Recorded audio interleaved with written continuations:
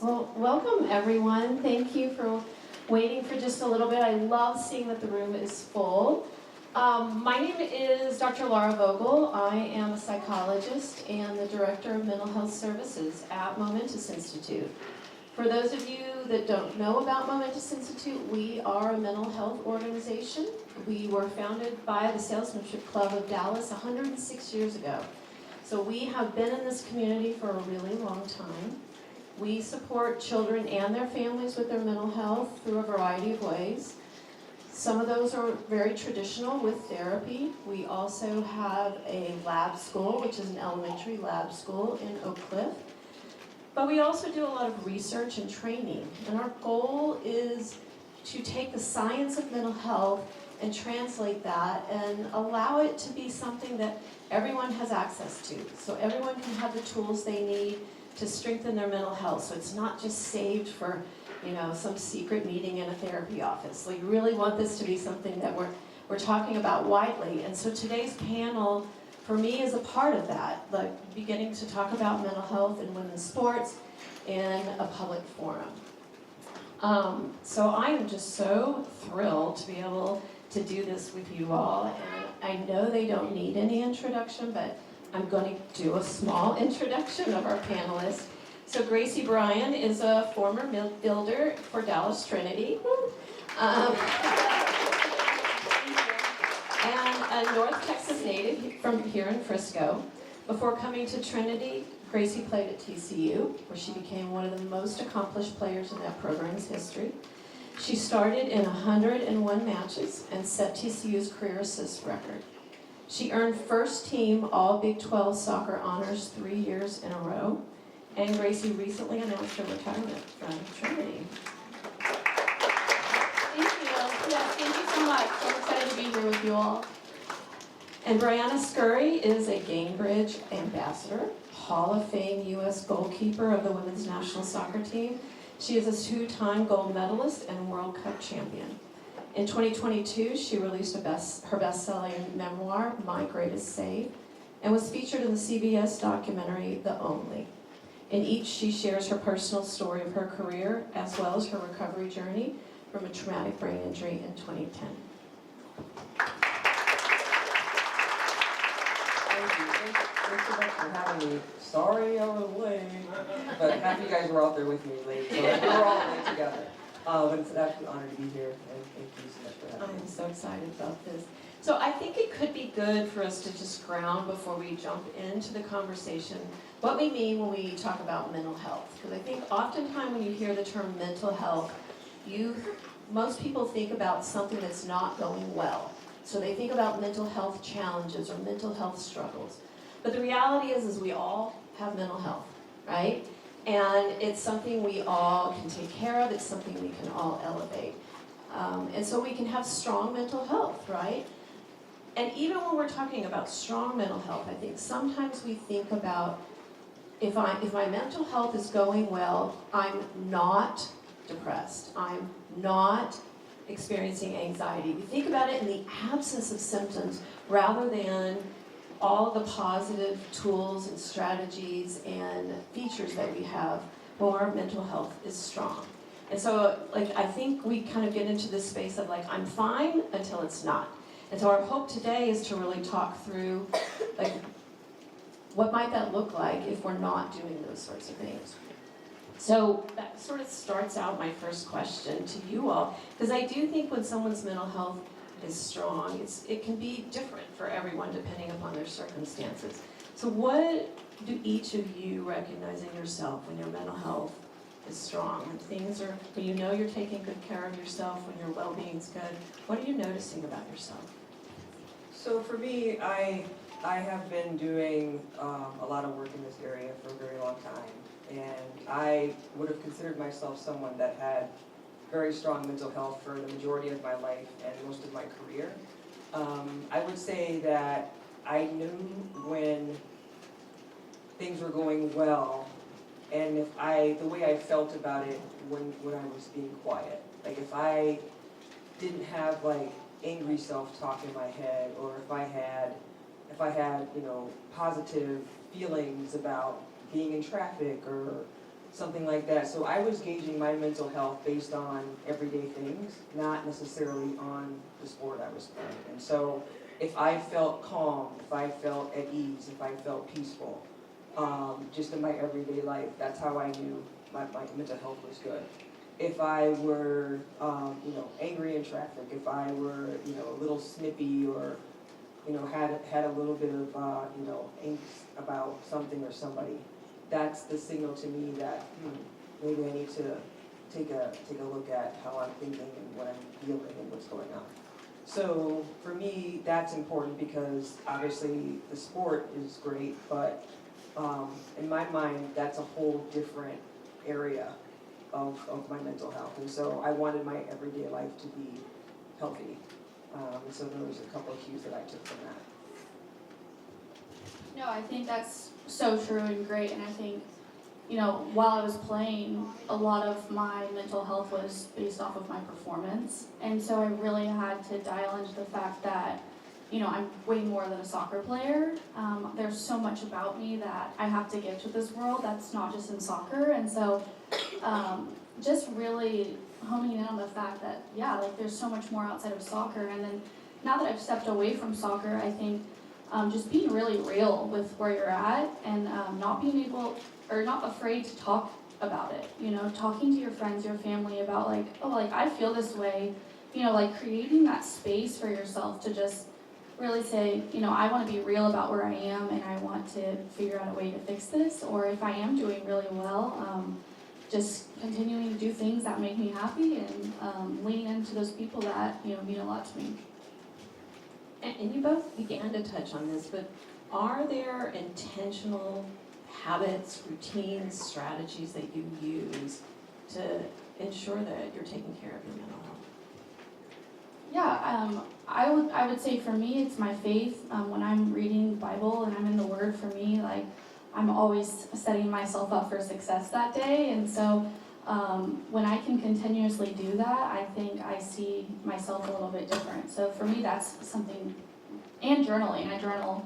I try to journal in the morning and just, be real with where I'm at that day. And so, those two things for me mean a lot. And so in a similar vein as that, I do a lot of meditation, and I am in my mind and I'm calming down and I'm taking that time. And if I go and I'm traveling a lot and I'm not doing that, I definitely notice that I start to, wander over into the other area where I don't necessarily want to be. So I feel like meditation keeps me on track, and I feel like the reason it does is because of that quietness about it, and that just allowing myself to be and not necessarily doing anything or worrying about anything, just giving myself that time. Because a lot of times people don't give themselves time every day, and so for me that's really calming. And then the other piece for me is the physical. So if I'm not working out, whether it's in the gym or running or whatever it is, biking, if I go a long time and I'm not consistently in the gym, I definitely notice a change. So I would say I'm pretty lucky because I have a distinct difference when I'm okay versus when I'm not. And I have great people in my life around me that are like, hey, you seem a little short with, your answering or you're biting back a little bit. And I may not even notice it. But if I go back and look at it, it's usually because I haven't been at the gym consistently or I haven't been meditating consistently. And I think that's such an important component of understanding how our physical health affects our mental health and our mental health affects our physical health, that these two things really work together. They're not separate. You mentioned that on the field that's a different realm, and there's a lot of pressure when it comes to sports and certainly professional sports. But I think, depending upon, there's athletes in this room and they're under a lot of pressure. Depending upon the level they're at, it feels like a lot of pressure no matter where you are. But of course at that professional level, how did you all manage that, and what, either on the field or off the field, helped you navigate that pressure? So for me, I would say, before I came on the national team, the way I managed that pressure is I really didn't see it that way. I just saw my game and playing soccer or basketball or whatever sport I was playing as an opportunity. And I was always very excited about it. And at an early age, I had a mindset that was like, okay, I'm gonna go out there and I'm gonna give it my all. I'm gonna do the best I can. I can't necessarily control outcome. And so, especially in team sport. And so I feel like I had a lot less negative energy around that because I didn't put all that onus on me. Because playing a team sport, there's a lot that happens, and it's not always on me. And so if I gave my best, I was fine. When I got to the national team level, as it turned out, that mentality works. And so we had sports psychologists. And one of the things that, one of the tools that I used was just the visualization piece. Imagining myself doing well. For example, imagining a shot being taken and me seeing myself saving it. Doing things like that, doing exercises like that, just calm me down because I was confident that I could do whatever the thing was. So, and I think that the mental activity in that regard is as effective, if not more so, than physically doing it, in my mind. So, for example, imagining yourself shooting free throws versus actually shooting them, I don't think there's that much of a difference between your body and it understanding and knowing that you are capable of doing it. Yeah, I can really relate on the hard work piece. Like, for me, every game day I would step in and know one thing, and that one thing was I'm going to be the hardest working player on the field. And I never wanted to leave a game and question that. And the second thing was just kind of reminding myself, like, you know, why I did this in the first place. Like, all of you athletes in here, you know, you're doing this because you have a dream. And so go enjoy it. Go enjoy the pressure. It's a privilege to have pressure and to compete. And I think it can feel scary. And a lot of time we'll say, like, what if this happens? What if that happens? And that happened to me a lot.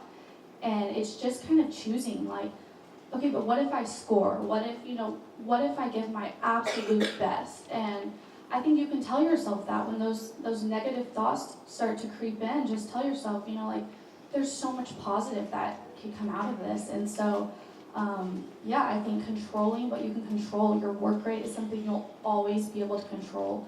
Nothing will ever take that away from you. And that's my biggest thing as a player, as a former player now, that, and same in life and what I do now in my work, like controlling my work rate. And I would just continue to pour that into you guys over and over again, that your work rate is yours and never ever let it be questioned. I'm Gracie, for you, because you have been playing in an era of social media. You and I are similar in age and stuff like that. And so there's different kind of complexity to that. You know, you would get media pressure, of course, but there is immediate from social media, and I'm curious what difference you think that potentially makes and how you've navigated that.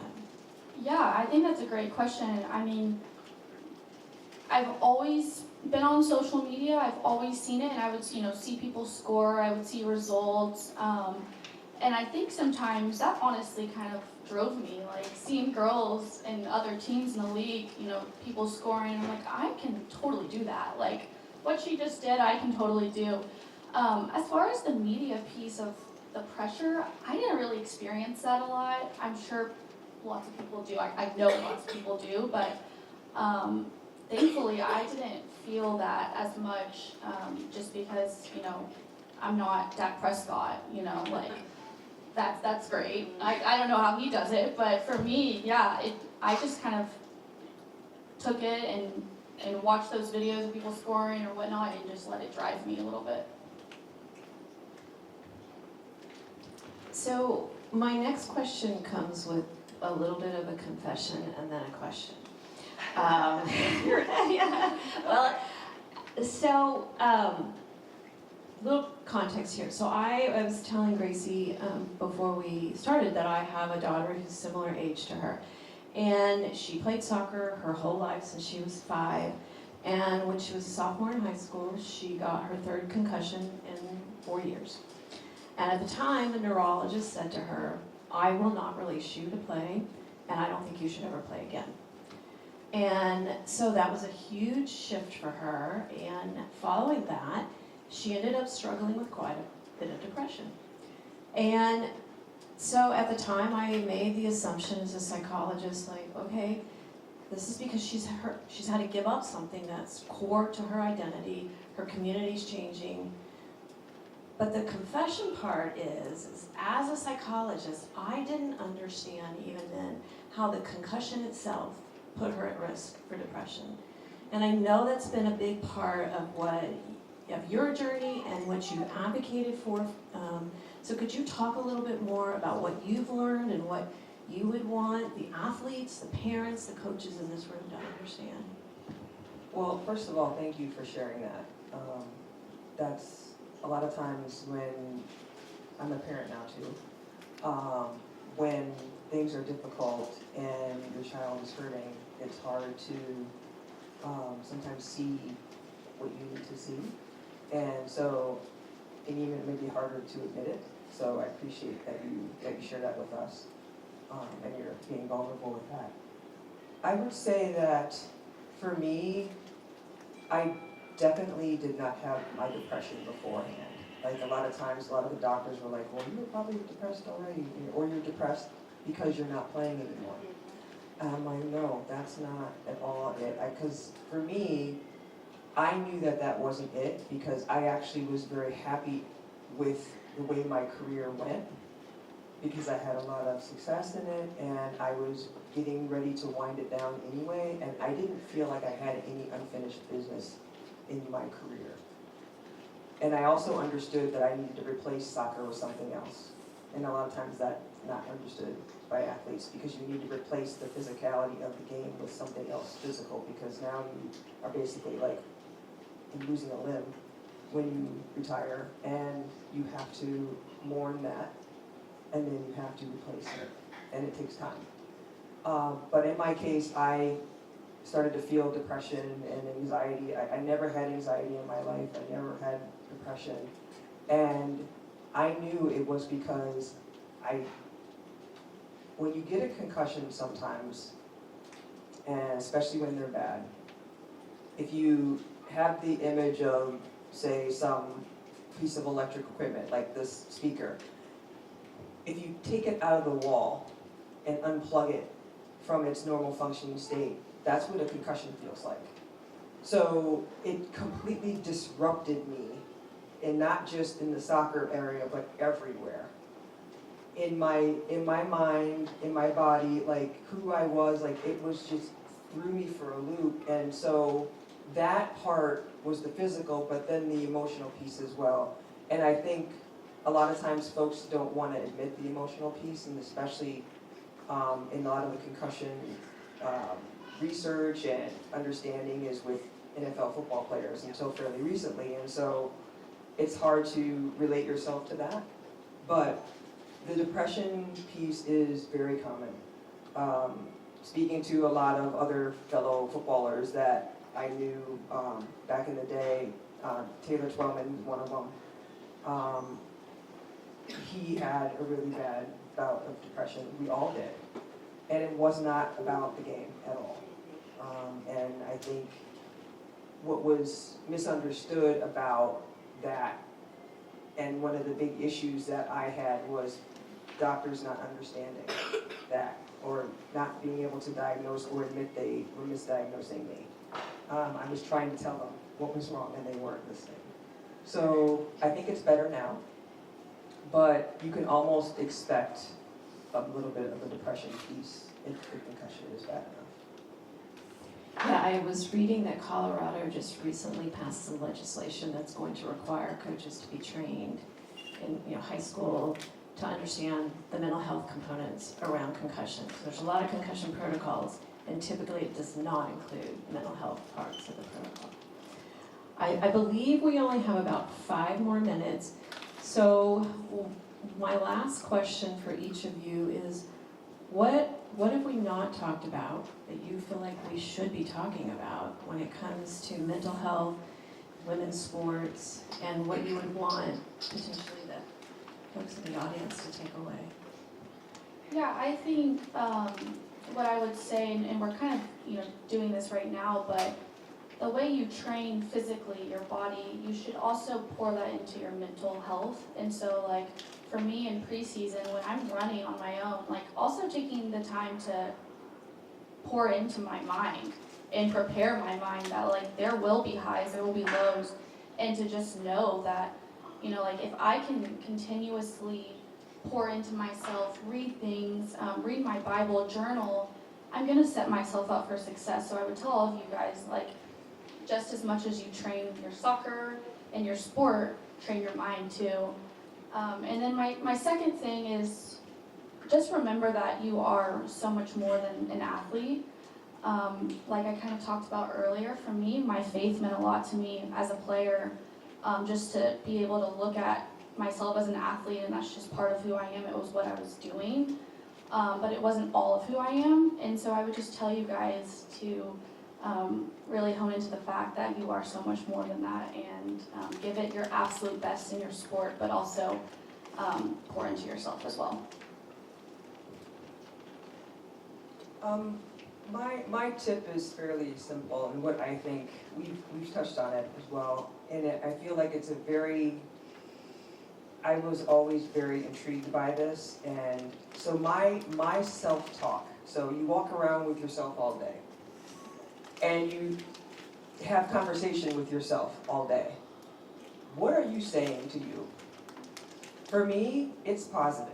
Like I'm at home, I'm excited, I'm like, oh, we're gonna go for this walk with my dog. I'm thinking of this stuff all day long, and I don't ever, I'm not mean to myself.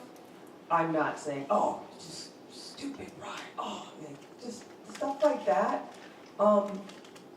Just take note of what you say to yourself, because only you know what that is, and you'd be surprised how often people essentially rip themselves apart. And you are your best advocate. I mean, there may be things that I can and cannot do, but in my mind, I can do it. And so it's something that I learned a while ago, but I was fascinated by it because I've always had positive self-talk, and I didn't really expect that other people's would be so horrible until I read this book where this woman was asking people to write down what are you thinking and saying to yourself. Because if you knew what you were saying to yourself, you would not do that or say that to anyone else. And so I think that's an easier thing to do. Everybody in here can do that. Just take mental note about how you speak to yourself, and maybe give yourself a break if it's not so positive. Yeah, that's self-compassion. And I think what I would add too is if you are struggling or things are feeling bigger than what you are able to hold, please tell someone. Please talk to someone. Ask for that help. I think that's one of the benefits of the fact that we are talking about this more as a society. We're trying to take away the stigma. We're trying to take away the shame. Ask for help. Let somebody know.